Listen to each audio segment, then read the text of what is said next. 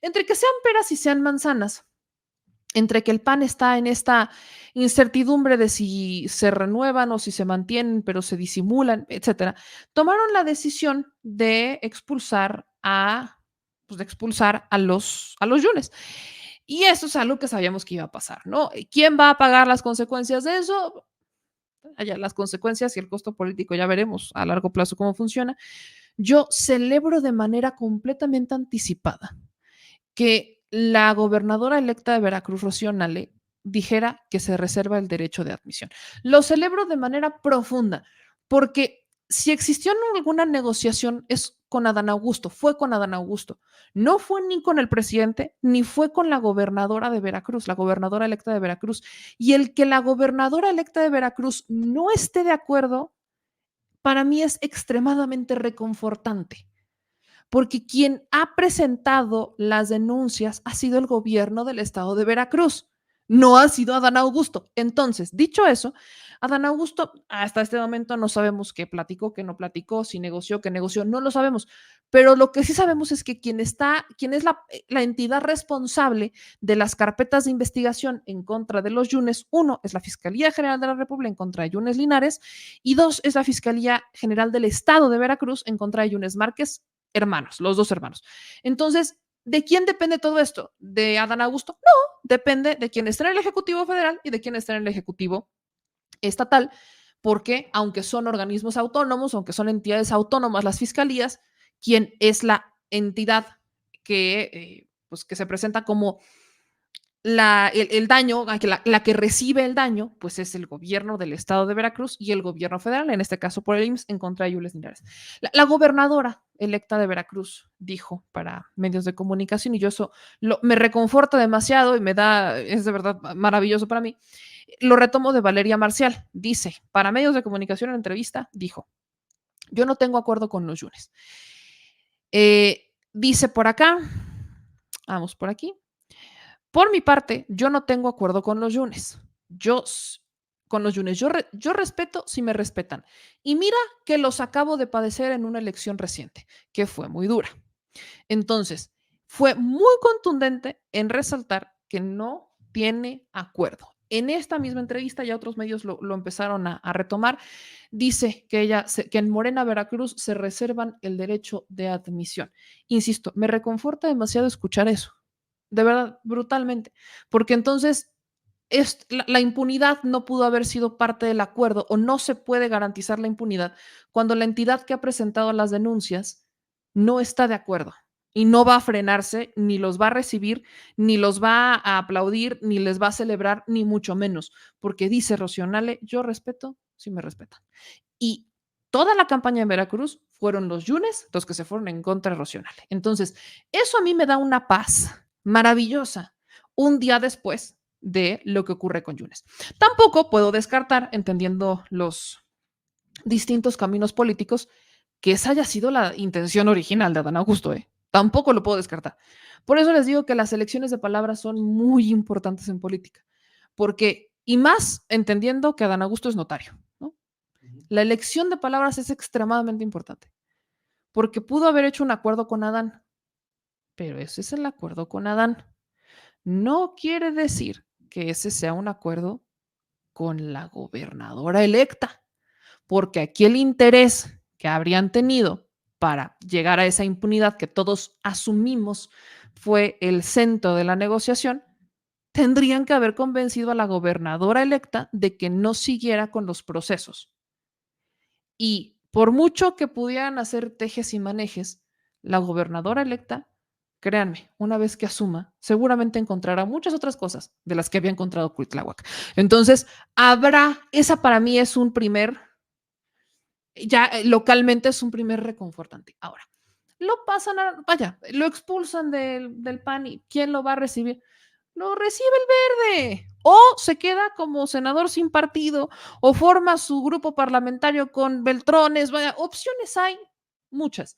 Al final lo que importaba era el fuero, entendiendo que no solo son carpetas, sino que sobre todo en contra de Yunes Márquez hay órdenes de aprehensión.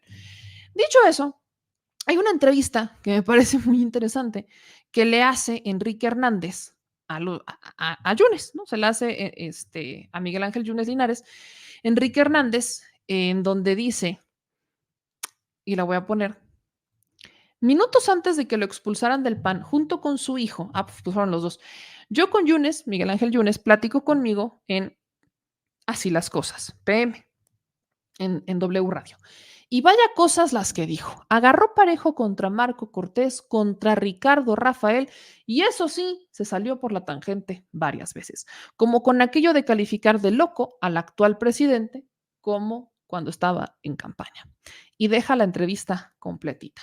Vamos a ver qué pasó por aquí.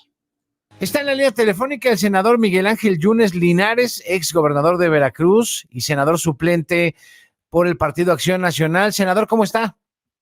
Muy bien, buenas tardes.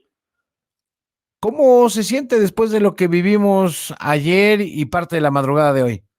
Muy bien, satisfecho conmigo mismo y pensando que el país debe ir mejor.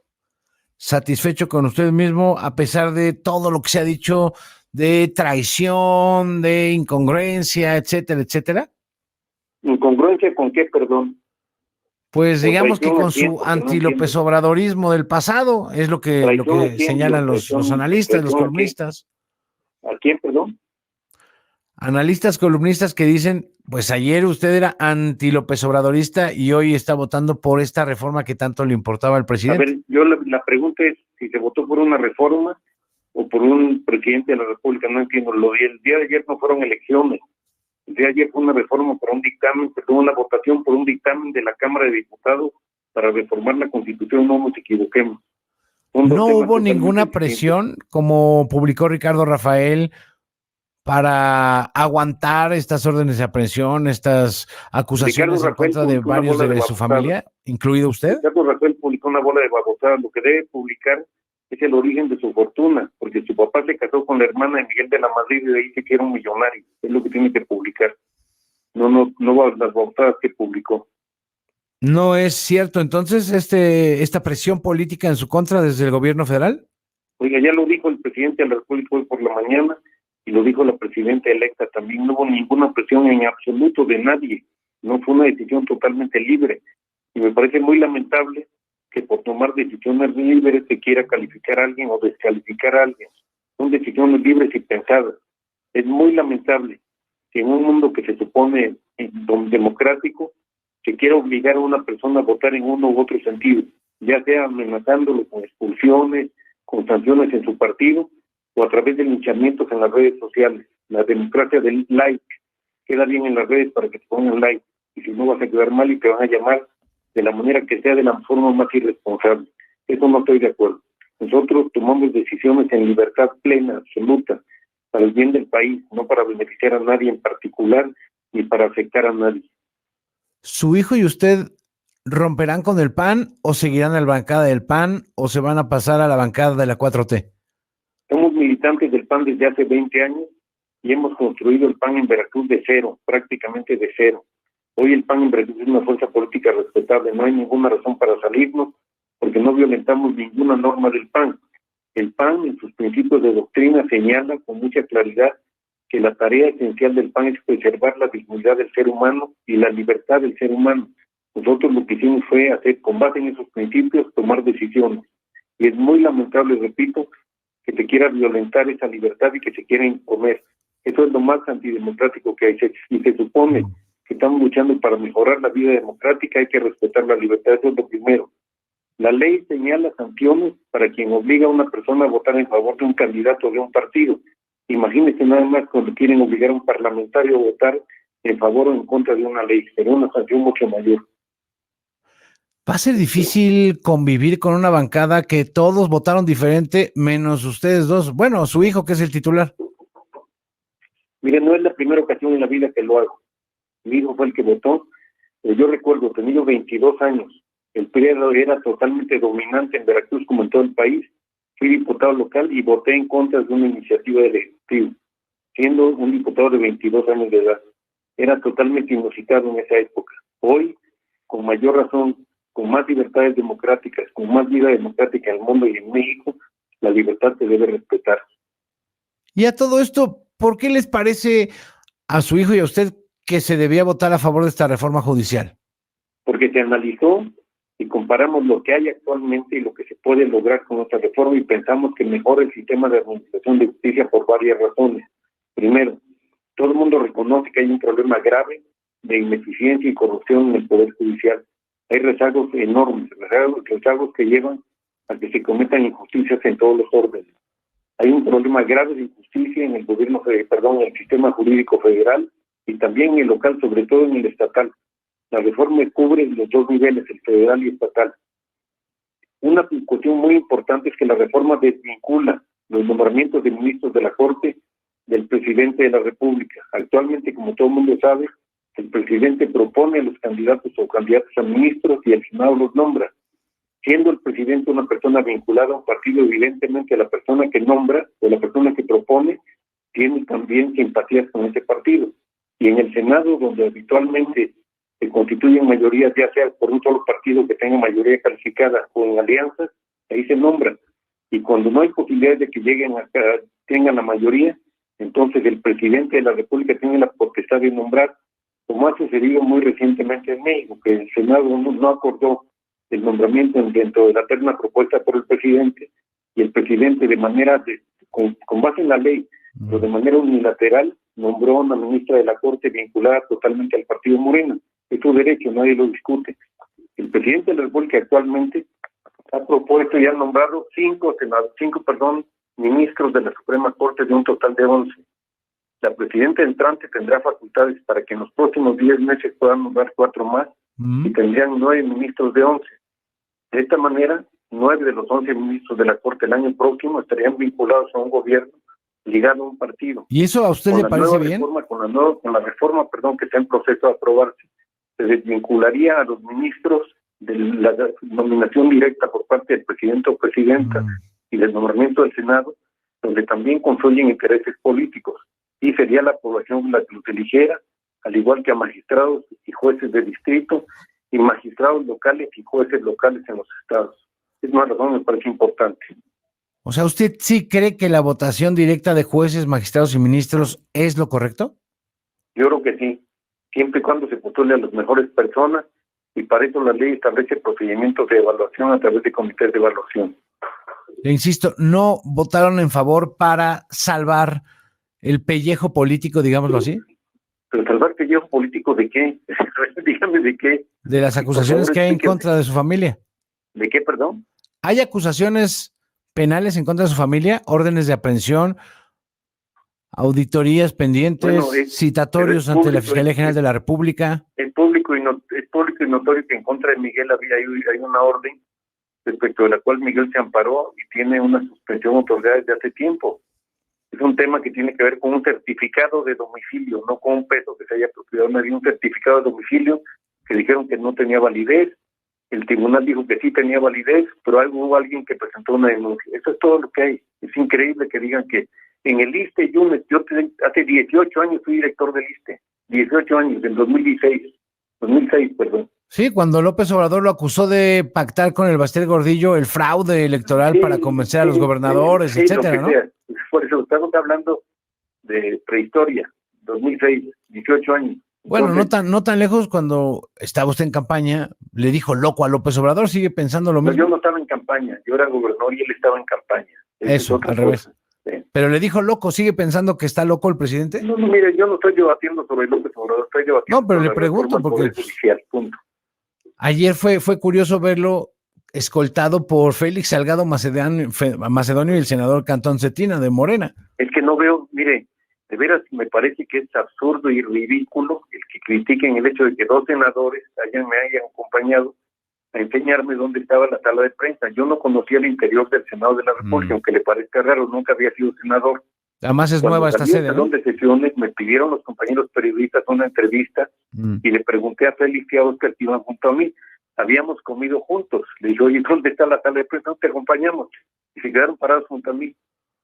Simplemente eso fue. ¿Qué quiere decir que esté uno de cada lado? Podría haber estado uno del PRI, otro del Verde o lo que fuera, que es una cortesía que no tiene nada que ver con el contenido de lo que yo declaré. ¿Fue una decisión libre de usted y su hijo esta votación? ¿Hubo un pacto con Morena? Absolutamente. ¿Una decisión de quién, perdón? ¿Mandé? No le escuché. ¿Una decisión libre o de quién? ¿O pactaron con Morena? Una decisión absolutamente libre, totalmente libre. No se pactó con nadie. ¿Habrá leído este libro, El Clan Yunes, que publica y coordinó el periodista de La Jornada en Veracruz, Tulio Moreno Alvarado, y que dice que apenas el 12 de marzo usted presentó ante un juez federal un justificante médico por un derrame cerebral para eludir una audiencia ante la Fiscalía General de la República por el fraude de la empresa Comtelsat? ¿Yo? ¿Fraude? ¿Con qué, perdón, derrame cerebral? Que usted presentó un documento, un justificante médico ante un juez federal para eludir esa audiencia ante la Fiscalía General de la República. ¿Sobre un derrame cerebral de veras eso dijo? Está publicado en el libro, por eso se lo quería preguntar si era verdad. Se llama el capítulo El derrame cerebral que salvó a Miguel Ángel Yunes Linares. Yo te acostumbro llevar día a día, ahorita le voy a decir lo que hice el día 12 de marzo, ¿verdad? Aquí lo tengo. 12 de marzo estuve en la Ciudad de México y tuve una reunión en la calle de Horacio. Y después al día siguiente cené con el licenciado José Luis Nazar, que es mi amigo. Al día siguiente volé de la Ciudad de México a Veracruz. No sé cuándo me dio el derrame cerebral. Nunca me ha dado un derrame cerebral, gracias a Dios. Pero no lo usó como pretexto, como para evadir Por eso le pregunto. Una audiencia. Aquí tengo mi agenda. El día 11 salí de la Ciudad de México, salí a la Ciudad de México de Veracruz para acá. Tuve una reunión el 12, el 13 estuve acá, el 14 estuve acá. Fui al peluquero a las 1 de la tarde, después fui a una comida y después me fui a Veracruz. ¿Lleva un diario así de preciso? Todos los días, dígame qué día del año quiere saber. ¿En serio lleva así? A ver el viernes, el viernes de la semana pasada que dice Ricardo Rafael que ese día pactó con Morena.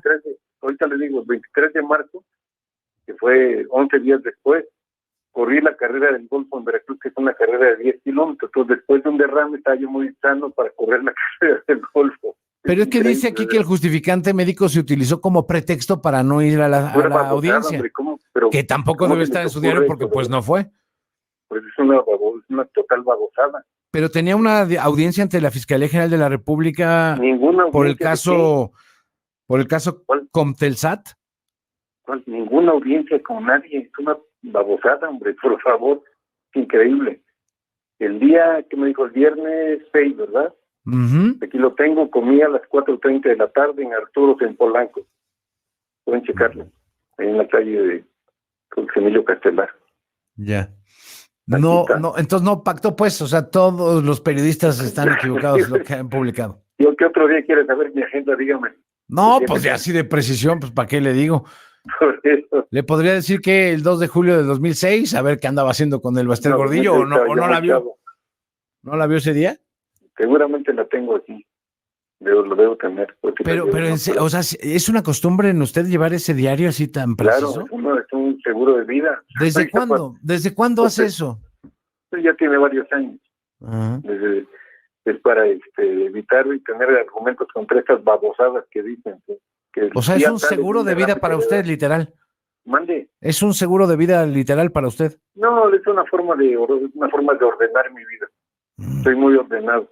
Vaya. Todos los días hago ejercicio, bendito sea Dios, tengo 72 años, corro 10 kilómetros, hago pesas, vida sana, no tomo, no fumo. Ayer criticaban mucho el video donde se le ve que le tiembla la mano en la tribuna del Senado. Dice que no había dormido en toda la noche, esa es la realidad. Llegué muy cansado y muy tenso. Sí, y tenía los ojos bien abiertos también. Estaba un poco trasnochado, pues. No estaba trasnochado. Y en los ojos tengo un lente intraocular en los dos. Uh-huh. Y cuando hay cambio de luz, se me abren un poco más los ojos. Ese es el tema aquí. Me sucede toda la vida. Pero es el doctor Washington de la Ciudad de México, le pueden preguntar. Bueno, pues, senador, le agradezco la conversación y estaremos platicando para ver cómo. Dios mío, o sea, perdón, pero esto ha sido una gran entrevista. Una gran entrevista, no por las preguntas, sino por las respuestas de Yunes. O sea, de verdad, miren, ¿puedo decir que Yunes es de los peores políticos que hemos tenido en México? Sí, pero tonto no es. Tiene un colmillo, pero aparte afilado con cincel. O sea, el colmillo de Yunes está afilado así. Con la piedra de obsidiana. Exacto, con obsidiana, anda así, afilado. O sea, él, a ver, dígame de qué día, yo ahorita le digo qué hice. Ya me imagino a Yunes, ¿no? Consultando aquí en su celular, ¿no? Como, ¿qué hice este día? O sea, hábil es. Miguel Ángel Yunes es hábil, hábil, hábil. Eso no se lo voy a quitar. Y no le estoy echando flores. Es hábil. Porque hasta para mentir es hábil. Se necesita un colmillo de ese nivel porque nunca titubeó, no hizo pausas. Así. Pero ¿en dónde estaba? Eso es una tontería, pero porque, a ver, no estoy debatiendo sobre Andrés Manuel, estoy debatiendo, yo pensé que hablaba sobre la reforma al Poder Judicial, pero es que, a ver, no, yo creo en ella y lo sostiene, de verdad, hábil es, para responder, es hábil, sin lugar a dudas, le dio, no una, 29 vueltas le dio al periodista, pero así, cual maratón. Que acabó retándolo. ¿Cuál maratón? ¿Qué otro día quieres? ¿Qué otro día quieres? Se le va a Ricardo Rafael, pero se le va con todo a Ricardo Rafael y empieza diciéndole el que me viene a decir a mí por el tema de su esposa, de la esposa de Ricardo Rafael. Entonces, miren, Miguel Ángel Yunes es hábil. El colmillo, miren, hasta aquí lo veo. Hasta aquí lo veo. Y por ende, eso también lo hace, pues, un político. Pues al final político de esos que a mí no me gusta ese estilo de política como ciudadana, porque es una política que enreda mucho. Te enreda mucho, te da 500 vueltas y al final se exhibe. Por supuesto que las respuestas que da, así como es hábil y así como tiene ese colmillo, pues por supuesto que también termina exhibiendo que no va a dar una respuesta directa, frontal, real de lo que pasa, porque que le crean en su casa que por convicción aprobó o votó o por convicción entró al quite a cubrir a su hijo cuando se supone que su hijo estaba muy malito y luego de la nada vemos al hijo llegar como si nada. A mí nadie me quita la idea de que esa ausencia fue para redactar el discurso. No, yo siento que esa ausencia fue para que ensayara el discurso. Ajá, sí, claro. Para que ensayara y que lo dijera con una plena, exacto, con una plena convicción. Plena convicción. Bueno, training, exacto, sí, de a ver, 1, 2, 3, vas. O sea, fue un gran training. La última parte que me encanta de cuando le dice, pero es que llegó temblando, porque ayer cuando estaba Yunes en tribuna, está con la mano temblorosa y con los ojos así, que el señor productor dice tiene cara de Ajax. Que andaba bien Ajax, ¿no? A partir de este momento, esa cara así, porque sí estaba. No, mano, tú la estás volteando, era hacia enfrente. Sí, no es, sí, es cierto. Él no movía los ojos, estaba así. Hacia enfrente los ojos, así. Y sí, yo sí había visto a Yunes hacerlo hace muchos años. O sea, sí estaba como. O sea, nada más veía así y entonces movía la cara y se movía con todo y los ojos. Cuando se lo pregunta, el periodista dice Yunes que él no estaba trasnochado. Minutos antes dice que no había dormido bien. Luego dice no estaba trasnochado y luego cuando le pregunta de los ojos dice sí, pero es porque tengo ¿qué dijo? Un implante ocular. Un implante ocular y que lo tiene desde hace muchos años, que lo puede revisar, que siempre le pasa. ¿Qué habilidad? Neta, una habilidad. Pero quien también es muy hábil, y no lo comparo, sino que digo mis respetos, es mi señor presidente. Estaba crico, ándale, ya estaba entre cara de Ajax y estaba crico. Exacto, gracias Neftali, estaba crico. Yunes andaba crico. Bueno, en la mañana le preguntan al presidente Andrés Manuel López Obrador, que para mí es el mejor estratega político que hemos tenido en los últimos años. Para muestra, la elección presidencial. Y lo que ha seguido. Dicho eso, el presidente, pues, después de y yo también porque sí voy a poner un poquito de eso, me pareció una magnífica intervención la de Beatriz Gutiérrez Müller, la esposa del presidente. Sí. Magnífica la intervención y la manera en la que respondía a las preguntas la esposa del presidente, magnífica. Pero después de eso, pues obviamente tocó el momento de las preguntas de la reforma. Y pues obvio la pregunta es, ¿qué onda con los Yunes? Se lo preguntan dos periodistas, Univisión e Imagen, se lo preguntan al presidente y esto es lo que contestó. Tomaron los legisladores, y diría de manera libre, esto no deja satisfechos a muchos, a otros sí les agrada el que se haya aprobado esta reforma al Poder Judicial. Yo estoy en los últimos. A mí me agrada. Aprobarla con este voto. Sí, con cualquier voto, porque creo que es importantísimo el terminar con la corrupción y con la impunidad. Y se va a avanzar mucho cuando sea el pueblo, de manera libre, el pueblo de México, el que elija a los jueces, a los magistrados, a los ministros.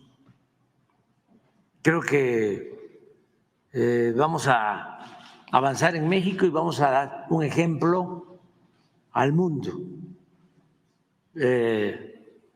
porque el Poder Judicial está más que demostrado,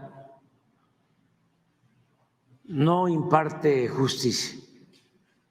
Los jueces, con honrosas excepciones, magistrados, ministros, están al servicio de una minoría rapaz que se ha dedicado a saquear al país, que son responsables en mucho de la decadencia de nuestro país.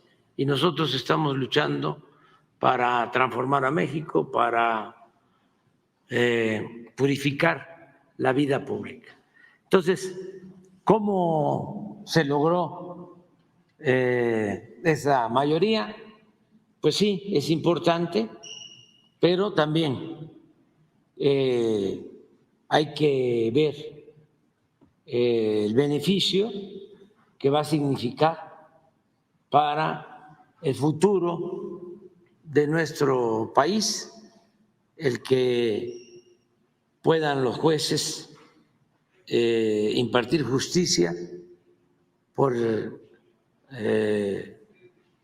haber sido electos por el pueblo, no por las cúpulas del poder. Usted ha mencionado en varias ocasiones, ha catalogado a Miguel Ángel Yunes Padre como alguien corrupto. ¿Qué se negoció con el señor presidente? Tengo diferencias con él. ¿Qué se negoció para este voto? Notorias, como tengo diferencias con muchos otros, pero siempre en la política hay que optar entre inconvenientes y es buscar el equilibrio entre la eficacia y los principios. Usted siempre ha dicho que su gobierno es transparente. ¿Qué se negoció? Nada. Miguel Ángel Yunes. Nada. ¿Qué le ofrecieron? Nada. Nada, absolutamente. Yo creo que fue, su punto de vista? sí, nada. ¿Y sabe por qué se piensa que hubo una negociación? Porque ese es uno de los problemas que tienen los conservadores y sus voceros.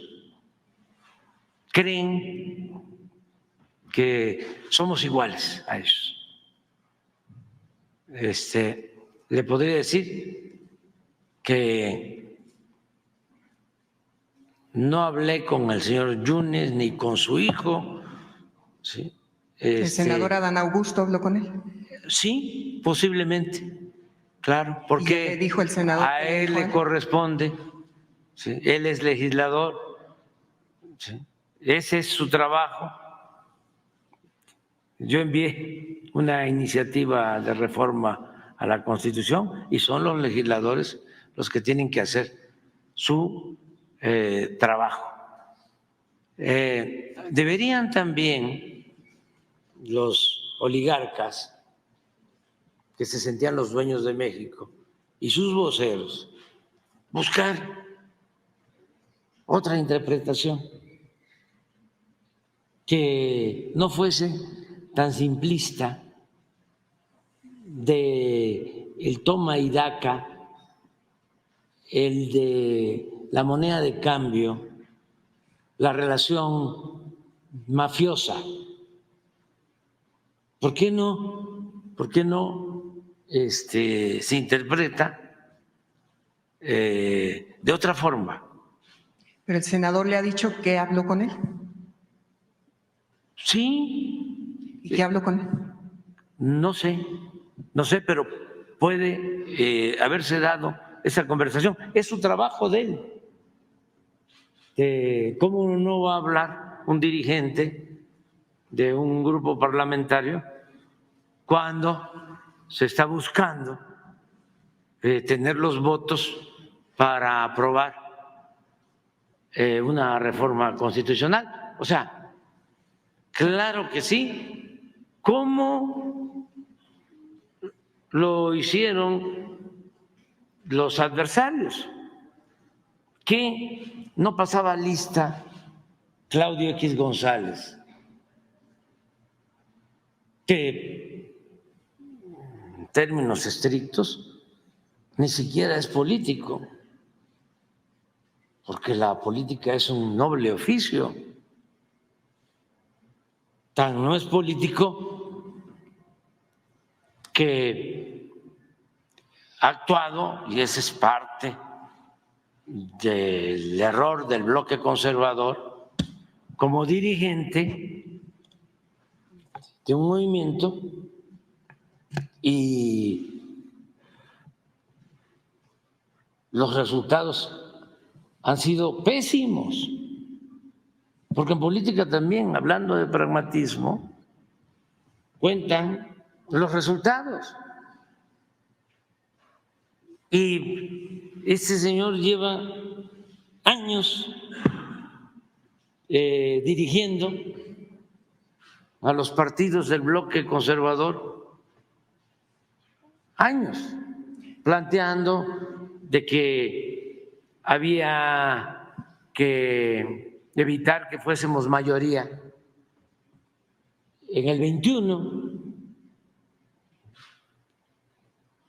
Es público que hizo toda una campaña con intelectuales orgánicos, con medios de información y de manipulación, incluso recibiendo dinero del extranjero. Entonces, luego engañan a sus seguidores, no les informan bien, cometen muchos errores y les va mal en la elección presidencial. Pero lo inaudito es que sigue él.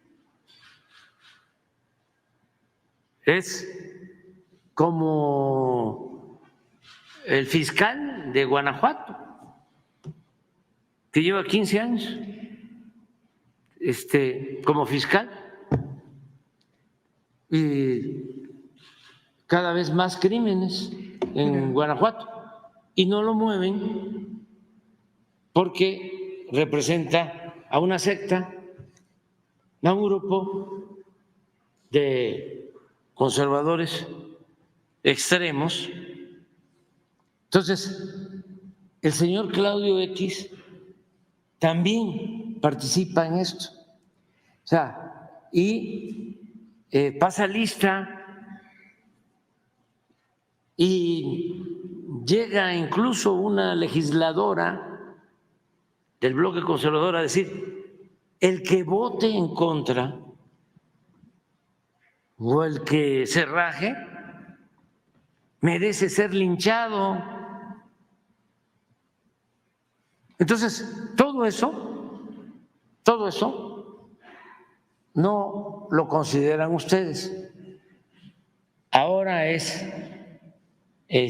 a ver, ¿por qué la alianza Yunes-Morena? Eso nada más. O sea, es ver pues el árbol sin observar el bosque. Pero entonces, ante este resumen que usted me hace de esta visión pragmática, de que el senador Adán Augusto López no le dio un informe de qué exactamente habló con Miguel Ángel No me Yunes. informó, pero no creo yo que haya transado, o sea, para decirlo con claridad. Pues ahí está lo que dijo el presidente, que él no cree que que haya sido transado, que no ve que se haya dado, cuestiona, dice que las diferencias con los Yunes son públicas, bastante públicas. Entonces, desmiente también que hubiera un acuerdo con el gobierno federal, al menos se mantiene en esa línea. Yunes dice lo mismo, que no hay un acuerdo con el gobierno federal, y pues solo falta ver qué dice Adán Augusto. Ya saben que Adán Augusto tiene esta frase de no se negoció. En agradecimiento. En agradecimiento, ¿qué le van a dar? No tengo idea. Qué gratitud hay, ¿no? Es que hay que ser agradecidos en esta vida. Claro, es lo primero que Exacto. nos enseñan, Sí. ¿no? En esta vida, mira, Aparte hay de que dar ser las gracias, agradecidos. Lo siguiente es Ser agradecido. Ser agradecido. No, y eso hay que ser agradecido, hay que ser agradecido.